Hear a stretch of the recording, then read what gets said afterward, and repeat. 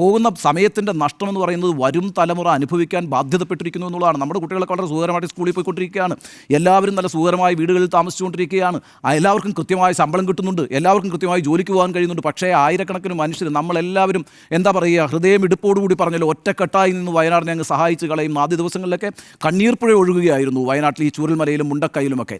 ആ കണ്ണീർ പുഴയൊക്കെ വളരെ പെട്ടെന്ന് അവസാനിച്ചു എന്ന് മാത്രമല്ല, ആ മനുഷ്യർ ഇപ്പോഴും ദുരിതത്തിൽ തന്നെയാണ്. അതുകൊണ്ട് സാങ്കേതികത്വം പറഞ്ഞ് അവസാനിപ്പിക്കുകയോ നീട്ടിക്കൊണ്ടുപോവുകയോ ചെയ്യേണ്ട ഒരു പ്രശ്നമല്ല ഇത്.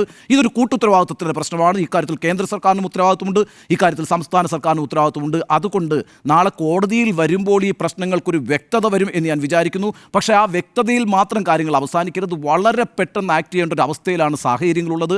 അതിനകത്ത് മുൻകൈ രണ്ട് സർക്കാരുകളും എടുക്കേണ്ടതുണ്ട്. അതെടുക്കാത്ത പക്ഷം വലിയ ജനകീയമായ പ്രതിഷേധങ്ങൾ രൂപപ്പെടേണ്ട ഒരു സാഹചര്യം ഉണ്ടാകുമെന്ന് പോലും ഞാൻ ഭയക്കുന്നു. കാരണം അത്രയേറെ അജിറ്റേറ്റഡ് ആണ് കേട്ടോ കേരളത്തിലെ ജനങ്ങൾ. ഈ മനുഷ്യർ അവിടെ കിടന്ന് ദുരിതം അനുഭവിക്കുമ്പോൾ ഇവർ അങ്ങോട്ടും ഇങ്ങോട്ടും സാങ്കേതികത്വവും പറഞ്ഞിട്ട് കേസും വഴക്കുമായിട്ട് നടക്കുന്നു എന്ന് പറയുന്നതിനകത്ത് കേരളം അജിറ്റേറ്റഡ് ആണ്. കേരളത്തിൻ്റെ മനസ്സക്കാര്യത്തിൽ ഈ പറയുന്ന വയനാട്ടിലെ ദുരന്തം അനുഭവിക്കുന്ന മനുഷ്യർക്കൊപ്പമാണ്. ആ മനസ്സിനെ കാണണം, എത്രയും പെട്ടെന്ന് പ്രവർത്തനങ്ങളുമായി മുന്നോട്ട് പോകണം. അതാണ് എൻ്റെ നിലപാട്.